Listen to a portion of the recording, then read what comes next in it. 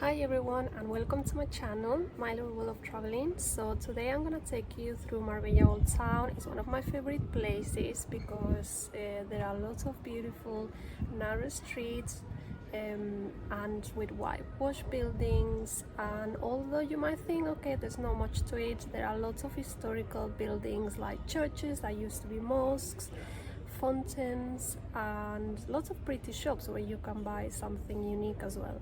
So yeah, let's go and I'll show you around.